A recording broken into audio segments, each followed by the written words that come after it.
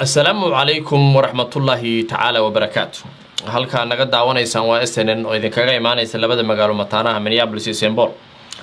Alaaba waxaad naga daawataan ababkeena kala duwan ee kala Amazon Fire TV, Roku Boxka, telefoonada gacanta iyo dhammaan website-keena somalinomad.com.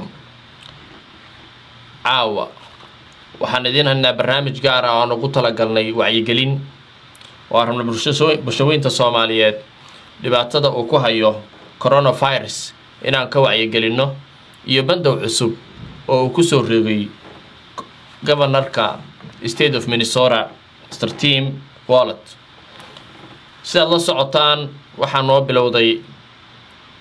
Jimcaha 27 laga bilaabo ilaa April 10keeda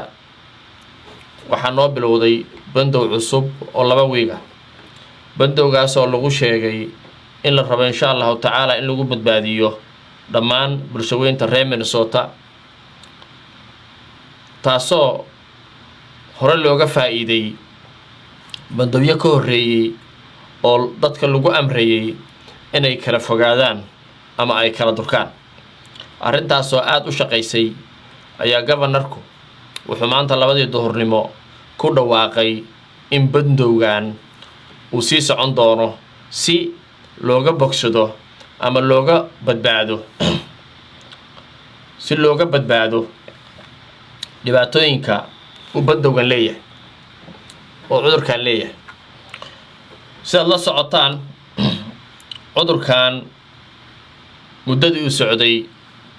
dad badan ayaa dunida ku dhintay. state of Minnesota hal qof ayaa ku geeriyooday, balse dad badan ayaa isbitaalada u yaala. waxaa keenay inuu governorku arrintan uu ka hadlo waxay tahay numberkii oo aad soo badanaya. waxyaabaha maanta governorka iyo wasaaradda caafimaadka state of Minnesota ay soo gudbiyeen waxaa ka mid ah in 25 qof oo cusub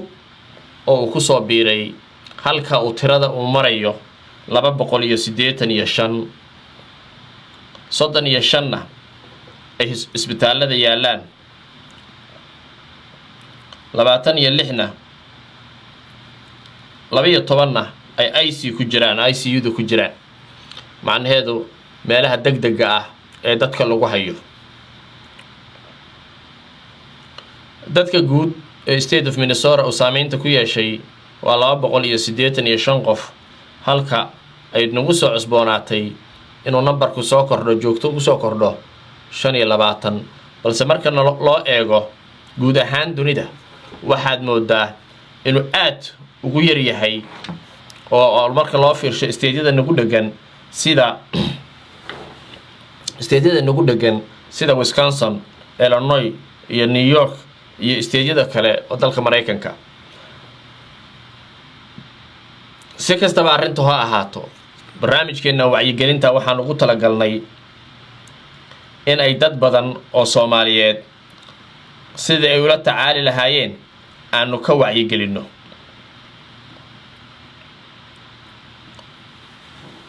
wacyigelintan wadno waxaa ka mid ah waa ranoomadda Soomaaliyeed inay ku baraarugaan. sidaad la socotaan Minnesota waxaa ku nool dadka ugu badan ee Soomaalida ee ku nool North America, haba ugu badnaadeene labada magaalo mataanaha Minneapolis iyo St. Paul.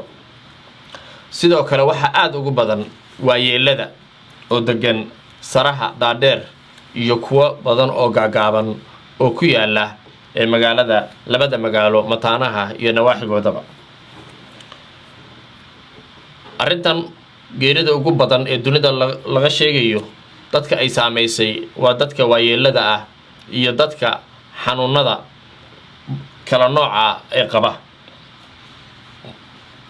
sidaad la socotaan waayeeladu waxay degan yihiin guryo ay keligood ku yihiin iyadoo ay ilmaha ay dhaleen iyo guud ahaan dadka taageeraba runtii booqasho ugu yimaada. arrintan marka waxay saameyn ku yeelatay dad waayeelo ah in ay guryaha ku cidloon doonaan. sida la socotaan waayeeladu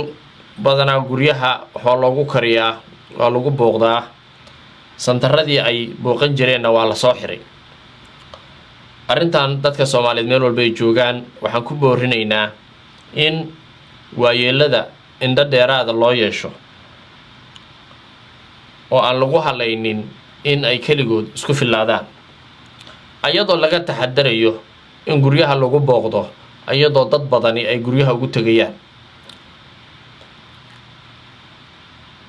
waxyaabahan oo kale markay dhacaan waxa dhaca duruufo dhaqaale waxa kaloo dhaca duruufo raashin waxa kaloo dhaca duruufo kelinimo oo waalidiinta iyo dadka waayeelka ku soo korodha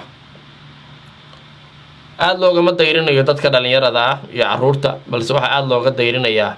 dadka waayeelka ah oo gudbin kara cudurkan loona geyn karo xalleeya dadka dhalinyarada ahi way gudbin karaan cudurkan waana ay gaarsiin karaan dadka caruurtuse iyo dadka dhalinyarada ahi waxaa laga yaabaa in ay iska difaaci karo cudurkan jirkoodu inuu iska difaaci karo State of Minnesota wuxuu cudurkan ku sheegay in qofka cudurkani ku dhaco uu laga heli karo asbaabo nooca sida qandhada iyo qufaca iyo neefsashada oo aad u yaraata arrintaasi marka qofkii marka isku arka marka u horeysa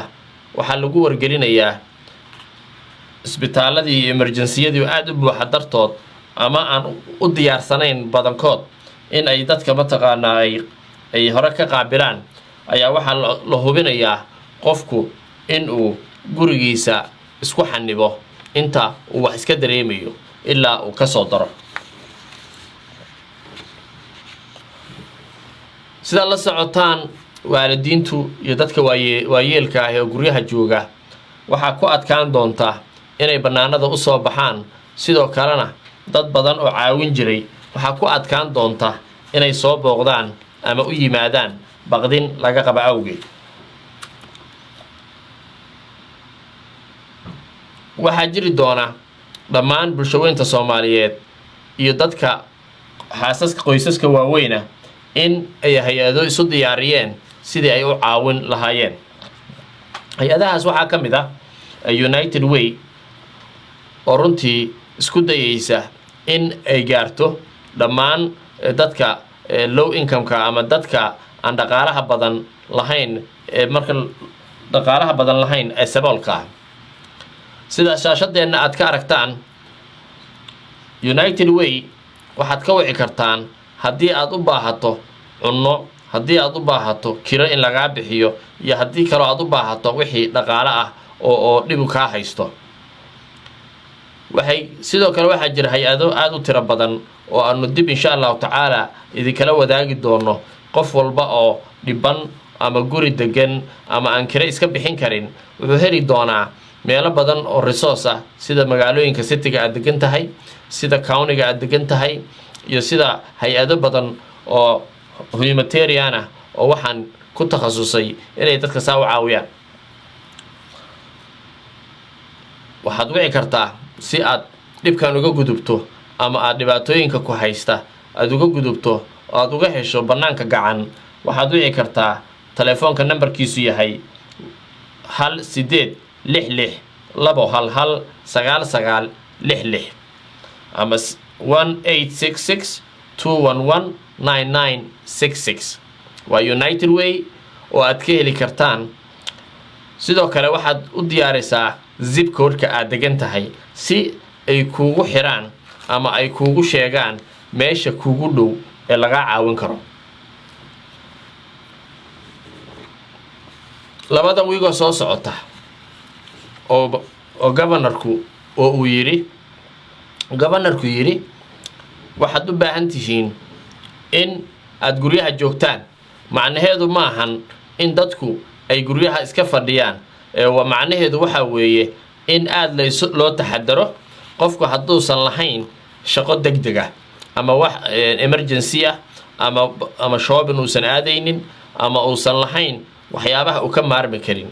waxyaabo badan ayaa waxaa la fasaxay labada week in qofkii raba inuu meelaha baarkaha ku lugeeyo, qofkii raba inuu baaskiil iska qaato meelaha hawadoodu furan tahay, dadka waa loo ogol yahay ayuu governorku soo ogolaaday.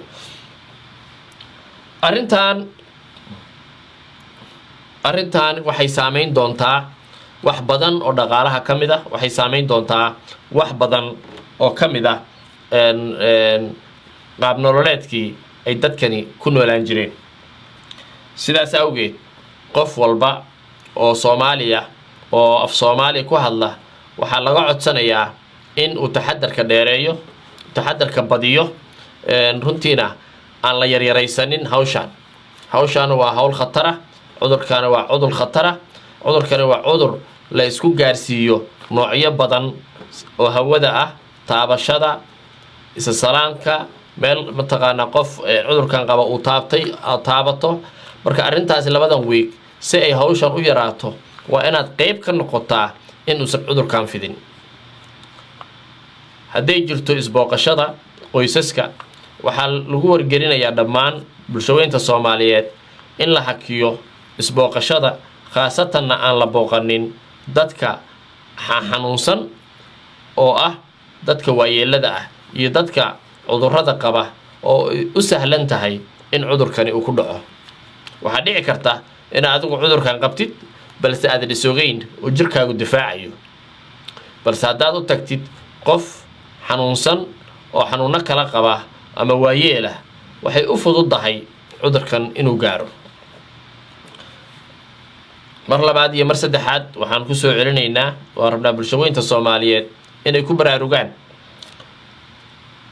coronavirus ma ahan cudur fudud,